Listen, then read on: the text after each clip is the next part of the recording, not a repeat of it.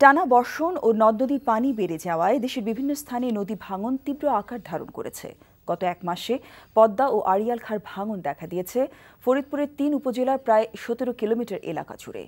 নদীগর্ভে শতাধিক ঘরবাড়ি, ফসলি জমিসহ ব্যাপক ক্ষয়ক্ষতিকে অনেকেই হয়েছে সর্বশান্ত।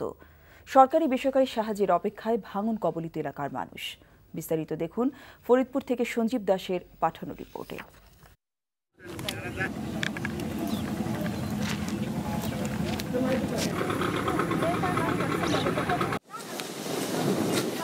রাত হলেই আরো উত্তাল হয় পদ্মা, গর্জে ওঠে আড়িয়াল খাও, শুরু হয় তীব্র ভাঙন। দিনে দেখা যায় তারই ধ্বংসস্তূপ। এই তো বাড়িঘর নিয়ে গেল, ভাঙে নিয়ে যায় সব। আর জমাজম যা আসলো তা ওই নিয়ে ধানগুলো নিয়ে গেল, ওই ক্ষেত নিয়ে গেল, এই ক্ষেত নিয়ে গেল, বাড়িটা নিয়ে গেল, ওই আগের বাড়িটা নিয়ে গেল, আমার সবই নিয়ে গেছে। আমি বলতে আমার আর কিছু নাই।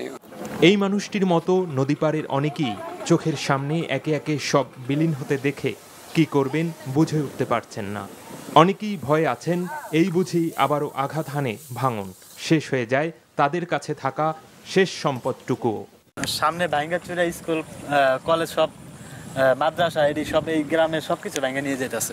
আমাকে বাড়িঘর, কবরস্থান সব ভাঙ্গে নিয়ে চলে গেল। গত এক মাসে ফরিদপুরে পদ্মা ও আড়িয়াল খাঁর ভাঙনের শিকার সদরপুর, চরভদ্রাসন ও ভাঙা উপজেলার ১৭ কিলোমিটার এলাকা। নদীগর্ভে বিলীন হয়েছে বিস্তীর্ণ জনপদ, গাছপালা, ফসলি জমি ও গুরুত্বপূর্ণ স্থাপনা।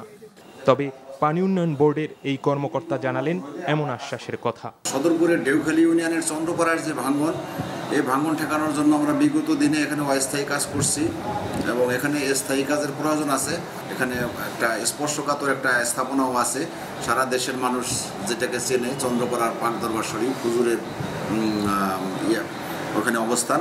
আমাদের দপ্তর থেকে কাগজপত্র ঊর্ধ্বতন দপ্তরে প্রেরণ করছি।